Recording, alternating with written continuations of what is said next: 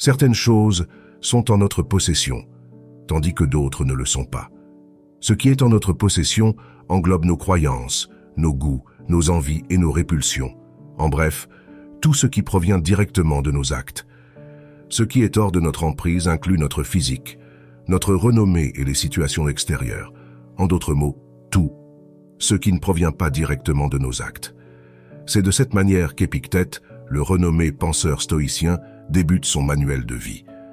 Si vous désirez une vie harmonieuse, exempte d'excès et de perturbations mentales, il est essentiel de distinguer ce qui est en votre possession de ce qui ne l'est pas.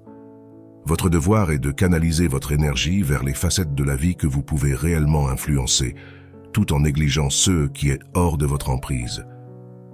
L'un des enjeux principaux auxquels nous faisons face en tant qu'êtres humains est l'effet des jugements d'autrui sur notre bien-être. Malgré nos efforts les plus sincères, il est presque inévitable que ces jugements nous touchent, que ce soit de façon positive ou négative. Pour véritablement réduire leur impact sur vous, il est primordial de comprendre que les jugements des autres, les injures et toutes sortes d'attaques verbales sont des éléments hors de votre emprise. Épictète nous conseille sur la façon de répondre face aux affronts.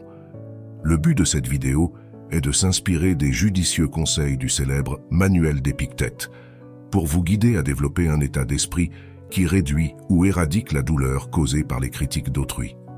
À travers cette leçon inspirée des préceptes d'Épictète, cette vidéo vous démontrera pourquoi il est vain de se soucier des jugements d'autrui. L'objectif est de vous guider vers un état d'esprit où ces jugements ne peuvent plus vous affecter. La première leçon aborde la thématique de l'injure et de l'affront. Souvenez-vous que l'individu qui injurie ou affronte n'est pas celui qui est injurié ou affronté. C'est votre propre interprétation qui qualifie ces actes comme étant offensants. Ainsi, si quelqu'un essaie de vous irriter, souvenez-vous que c'est en réalité votre propre vision qui est la source première de cette irritation. Essayez de ne pas vous laisser envahir par les apparences trompeuses. En prenant un instant pour méditer, vous constaterez qu'il est plus aisé de contrôler vos réactions. Une des clés pour ne plus être troublé par les jugements d'autrui est de comprendre que les injures et les affronts ne sont pas intrinsèquement délétères. Le véritable malaise émotionnel provient de la façon dont nous percevons et répondons à ces injures. Si quelqu'un vous dénigre ou vous manque de respect, sachez que cette injure ne vous touchera que si vous l'autorisez. Si vous répondez de manière négative, la personne qui vous a injurié aura atteint son but. En revanche, si vous adoptez une posture stoïcienne et ne laissez pas l'injure vous toucher, le véritable perdant sera celui qui a essayé de vous diminuer. La véritable essence d'un individu peut être évaluée par sa capacité à gérer la négativité, un élément inévitable de l'existence humaine. Ainsi, lorsque vous vous sentez injurié ou affronté, posez-vous les questions suivantes. Est-ce que je souhaite être le vainqueur ou le vaincu dans cette situation? Est-ce que je veux me laisser envahir par eux qui est hors de mon emprise? Ainsi, si vous parvenez à ne pas vous laisser toucher par une injure, le sentiment de contentement qui en découlera vous élèvera en tant qu'individu. Cela vous permettra d'évoluer de manière continue, même face aux obstacles et aux adversités. Vous avez probablement déjà vécu ce moment où une seule critique négative a suffi à gâcher votre journée ou même votre semaine. Je comprends parfaitement ce que vous ressentez, car nous avons tous été confrontés à ce genre de situation à un moment donné. Si cela vous parle, je vous invite à continuer à écouter cette vidéo. Dans les sections suivantes, nous aborderons en profondeur cet aspect de la maîtrise de soi. Leçon numéro 2, résolution. Si vous êtes déterminé à comprendre la philosophie, préparez-vous dès le départ à être la cible de railleries, à subir les quolibets de la foule et à entendre des remarques telles que « Ah, il se prend pour un philosophe maintenant » ou « D'où lui vient cette prétention soudaine ?» Veillez à ne pas devenir prétentieux vous-même et concentrez-vous sur ce qui est véritablement profitable pour vous. Gardez à l'esprit que si vous restez fidèle à vos convictions, ceux qui vous ont moqué finiront par vous estimer. Si vous vous laissez influencer par le jugement des autres, vous ne ferez qu'aggraver votre situation. Leçon numéro 3. Crainte et infamie. Ne vous souciez pas de l'idée de vivre dans l'infamie ou de n'être personne aux yeux des autres. Si notre sens de la dignité dépendait des autres, alors ils auraient le pouvoir de nous rendre malheureux, ce qui n'est pas le cas. Ils ne peuvent pas non plus nous contraindre à des actes indignes. Leur quête de pouvoir ou leur invitation à une fête ne nous concerne pas. Après tout, pourquoi l'absence de pouvoir ou le fait de ne pas être invité à un événement devrait-il être considéré comme une infamie? Leçon numéro 4. Confieriez-vous votre corps à un inconnu?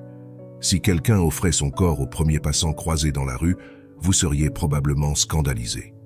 Pourtant, vous n'hésitez pas à laisser votre esprit être submergé par la confusion et la tromperie dès qu'une personne essaie de vous injurier. Ce principe rejoint l'idée que nous avons évoquée précédemment. C'est à vous de décider si une injure devient un affront ou non. À l'image d'Épictète, vous devriez accorder autant de respect à votre esprit qu'à votre corps.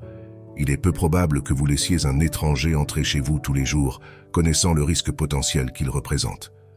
Cependant, lorsque vous recevez une injure et la considérez comme un affront, vous permettez en quelque sorte à cette personne de pénétrer dans votre esprit, où elle peut demeurer pendant un certain temps. Alors, pourquoi autorisons-nous ces intrus à envahir notre esprit, alors que nous ne leur donnerions jamais accès à notre domicile? Leçon numéro 5. Assumez vos actes.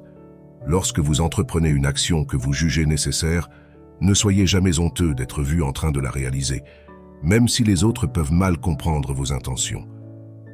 Si votre action n'est pas justifiée, alors il est préférable de l'abandonner.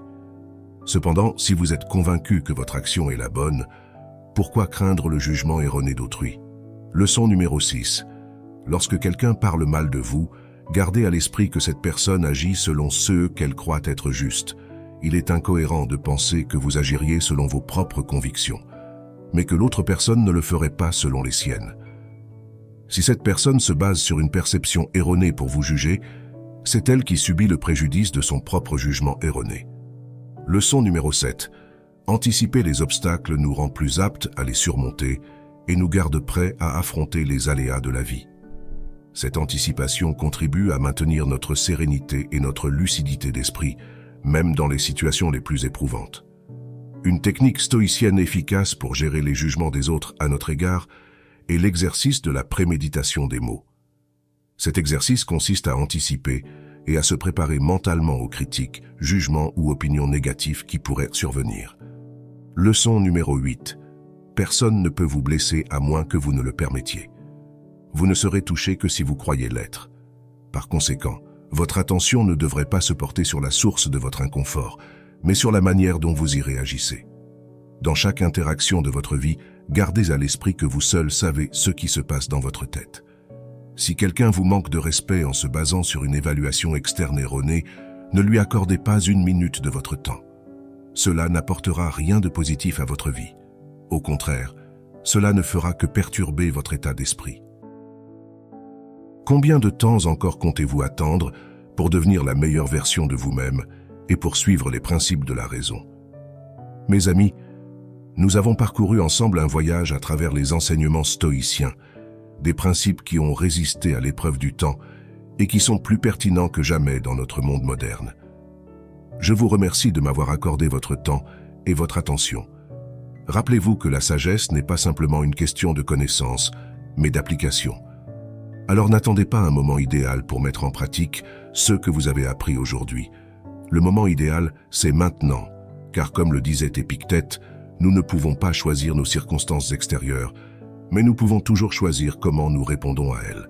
Merci de faire partie de cette communauté. À très bientôt.